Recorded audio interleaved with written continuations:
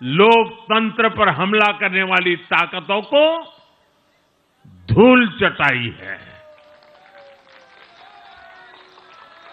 बिहार ने फिर दिखाया है, झूठ हारता है,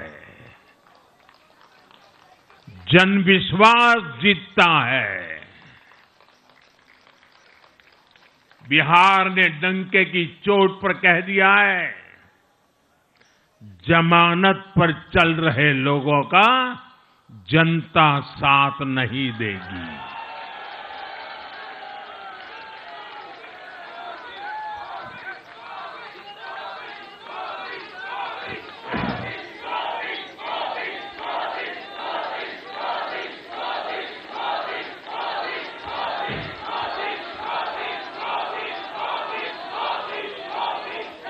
साथियों, भारत अब सच्चे सामाजिक न्याय के लिए वोट कर रहा है, जहां हर परिवार को समानता, सम्मान और अवसर मिलते हैं और जहां अब तुष्टीकरण की कोई जगह नहीं, लेकिन तुष्टीकरण की जगह ले ली है संतुष्टीकरण ने। संतुष्टीकरण ये सबसे बड़ा मान है। भारत के लोग अब सिर्फ विकास चाहते हैं, तेज विकास चाहते हैं, विकसित भारत बनाना चाहते हैं। साथियों, नई सरकार के साथ एनडीए अब बिहार में 25 वर्षों की स्वर्णिम यात्रा की तरफ आगे बढ़ रहा है।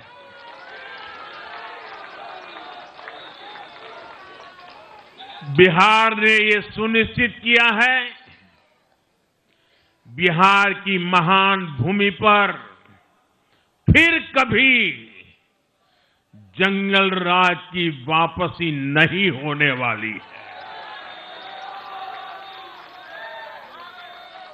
आज की ये जीत बिहार की उन माताओं, बहनों और बेटियों की है, जिन्होंने सालों तक आरजेडी के शासन में जंगल राज का आतंक झेला है। ये जीत बिहार के उस नौजवान की है, जिसके भविष्य को कांग्रेस और लाल झंडे वालों के आतंक के कारण बर्बाद किया गया। आज वो रेड कॉरिडोर, आतंक के वो दिन इतिहास बन गए हैं। बिहार विकास के रास्ते पर आगे बढ़ रहा है और अब ये यात्रा रुकने वाली नहीं है। साथियों, आज के ये परिणाम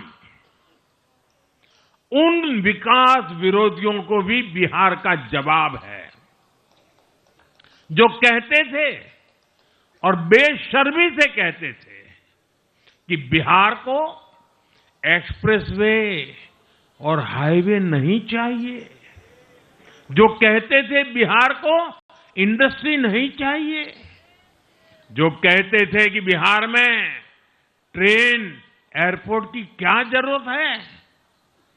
आज के ये परिणाम वंशवाद की राजनीति के खिलाफ विकासवाद की राजनीति को दिया जनादेश है।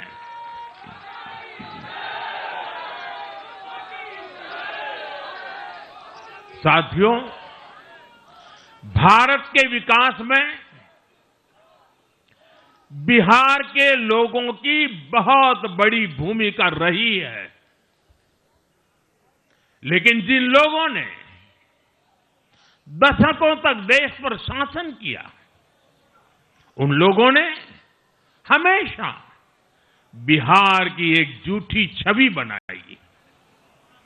इन लोगों ने बिहार को बदनाम किया। इन लोगों ने न बिहार के गौरवशाली अतीत का सम्मान किया, न बिहार की परंपरा और संस्कृति का आदर किया, और न यहां के लोगों की इज्जत की। आप खुद सोचिए, जो लोग छठ पूजा को ड्रामा कह सकते हैं, वो बिहार की परंपरा का कितना सम्मान करते होंगे।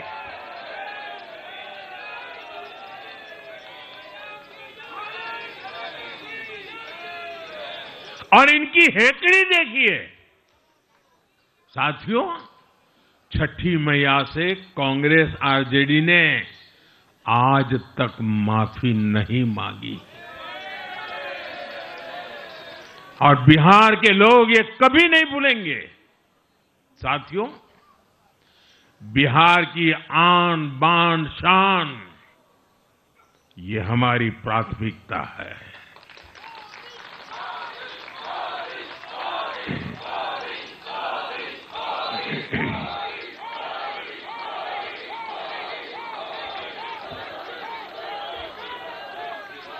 हमारी सरकार छठ को यूनेस्को की हेरिटेज लिस्ट में शामिल करने का प्रयास कर रही है। लक्ष्य ये है कि पूरा देश, पूरी दुनिया इसके महत्व से, इस संस्कृति से जुड़ सके। आपने भी इस बार देखा है कि जब इस बार छठ पूजा के दौरान रेलवे स्टेशनों पर छठी मैया के गीत गूंजे, तो हर कोई इस पावन पर्व में सम्मिलित होता दिखा। साथियों, पिछले वर्ष देश के लोगों ने लगातार तीसरी बार एनडीए को अपना जनादेश दिया था। 60 वर्षों बाद ऐसा अवसर आया जब किसी को लगातार तीसरी बार सत्ता में आने का अवसर मिला। ये देश के विश्वास का, देशवासियों के आशीर्वाद का परिणाम था। और लोकसभा चुनाव के बाद देश के कई राज्यों में भी हमें विधानसभा चुनावों में प्रचंड बहुमत के साथ जीत मिली। जिस हरियाणा की धरती ने जय जवान जय किसान की भावना को आगे बढ़ाया, उस हरियाणा ने हमें लगातार तीसरी बार सेवा का अवसर दिया है। छत्रपति शिवाजी महाराज, बाबा साहब आंबेडकर और वीर सावरकर की पुण्यभूमि महाराष्ट्र में हमें प्रचंड जीत मिली। लगातार तीसरी बार महाराष्ट्र ने हमें विजयी बनाया। हम 25 वर्षों के बाद देश की राजधानी में बहुमत से जीते, और आज बिहार में जहां इतनी बड़ी जनसंख्या ग्रामीण हिस्सों में बसती है, हम वहां इतनी बड़ी संख्या में जीत कर आए हैं। साथियों, देश के हर हिस्से में, हर परंपरा में लोग एनडीए को एक विश्वास और उम्मीद के साथ देख रहे हैं।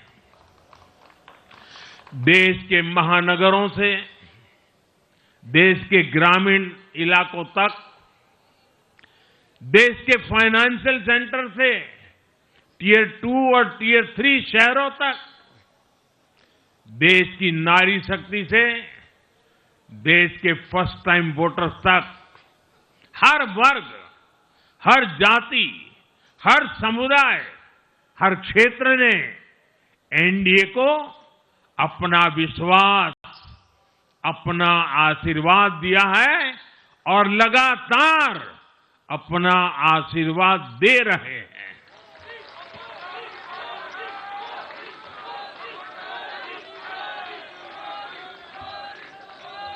साथियों, भाजपा की एनडीए की सरकारों को 20-20 साल बाद भी अगर जनता फिर से चुन रही है तो ये देश में pro people, pro governance, pro development राजनीति की स्थापना है। ये भारत की राजनीति का नया आधार है और इसी pro people, pro governance, pro development आधार पर चलते हुए हम बिहार को विकसित बनाएंगे, देश को विकसित बनाएंगे। साथियों, जिस पार्टी ने दशकों तक देश